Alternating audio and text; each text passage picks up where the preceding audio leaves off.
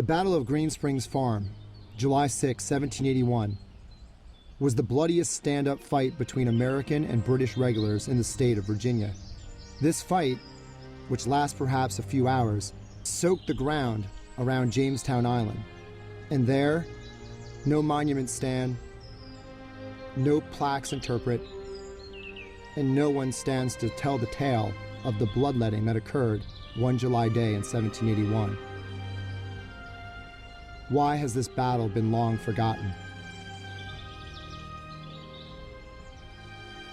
Our American nation has been founded off of the blood and toils of our young patriots. Here on the battlefield of Green Spring, blood was soaked into the very ground we're standing on now. This area around me was the middle of that battlefield. It was here that American patriots are going to be sent forward into the British. Staggering losses will result, and this ground, soon after the battle, will be forgotten. Shoulder! Grab it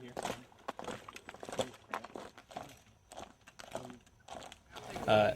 Formerly having lived really just down the road from the battlefield, I remember going out there sometimes and seeing the open field that's there now, and the beauty and the kind of poignancy of this empty battlefield, but that's slowly being encroached on by subdevelopments and these other modern intrusions. With Williamsburg growing every year, it's only a matter of time for not only Green Spring, the Revolutionary War, but all the Civil War battlefield that's here will be gone. It's a national treasure that I hope we never lose due to development or just sheer neglect. And this kind of event's important because the theme of it, shows how many people are behind it. I mean, to be in Virginia in July doing this and seeing the public come out was really good. And it's nice, too, to know that the proceeds are going to a worthy cause. A lot of things came together at the right time and the right place to help preserve the Green Spring battlefield. The 225th anniversary of the battle, that was the main motivation for wanting to have a living history event.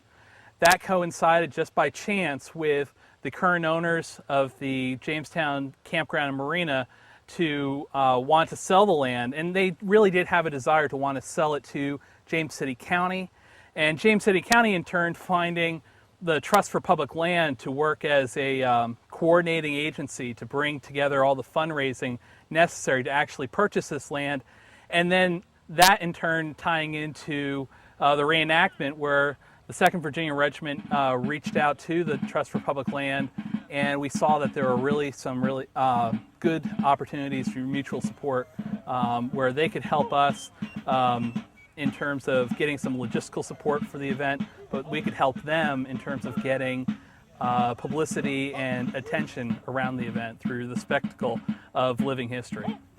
The 25th comes around only once, and it's as close as we're going to get to the original ground at this particular time, with the hope that the preservation can keep it the way it is and as close to the original configuration. It's one of the few events that, by us being here, we're actually supporting the purchase of land for the battlefield. So. But I want to tell you a little bit about some of the work that's going on right now to protect this site, 198 acres, owned by the Vermillion family, that will be, by the end of this year, protected by the county in perpetuity for the public. This is the sacrifice that made the country. If Civil War is important because of it almost losing it, this is where it first began. Main part of the battlefield for Green Springs has been developed on where a lot of the action took place, but there's still a lot of ground to preserve, and there's signage to put up. People really shouldn't forget what happened here.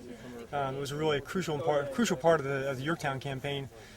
Besides just being an amazing little battle that just shows what tenacity will do in the face of overwhelming odds.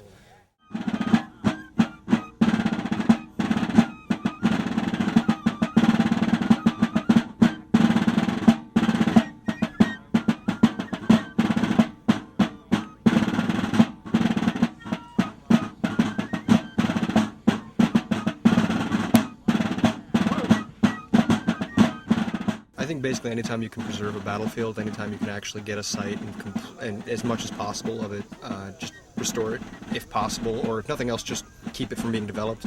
You should, just because let's face it, developments are a dime a dozen. And the fact is, it doesn't matter what I think about the preservation of the battlefield. I think what really matters is what generations to come are going to think of the work that we and the local people do to preserve the battlefield. And those generations are not just going to appreciate it from an historical point of view, and they're not just going to appreciate it and thank their forefathers and foremothers for saving the battlefield. They're going to thank them for the revenue it brings into this area. If you asked most of these people a year ago about the Battle of Green Spring, they would have wanted to have known whether it was in France during World War I or where it was. But we have done, particularly with the help of Todd Post, the event organizer, a very strong educational campaign, because part of that is the marketing to persuade people to come down to support an event like this, is to help them understand the importance of it.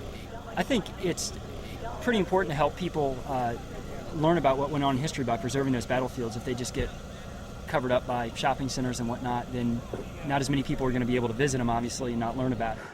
Probably the most rewarding aspect of having coordinated the 225th commemoration of the Battle of Green Spring was, in addition to honoring the soldiers who died here, is that there's going to be a physical remembrance left behind.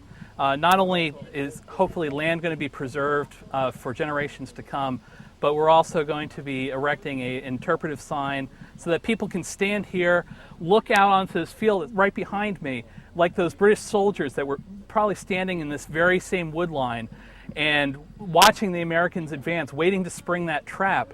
They could stand and look at the interpretive signs that we have and understand the story of the Battle of Green Spring and exactly what happened here. This can be one of the important sides of the Williamsburg, Jamestown, and Norfolk Triangle. I mean, there's no way people are going to come to this area and not visit this battlefield. Do you think people in Massachusetts are aware that the men from their state fought and died on this field? They will be. These men fought and died for our nation.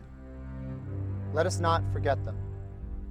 Let us remember these battlefields and preserve and protect those for future generations.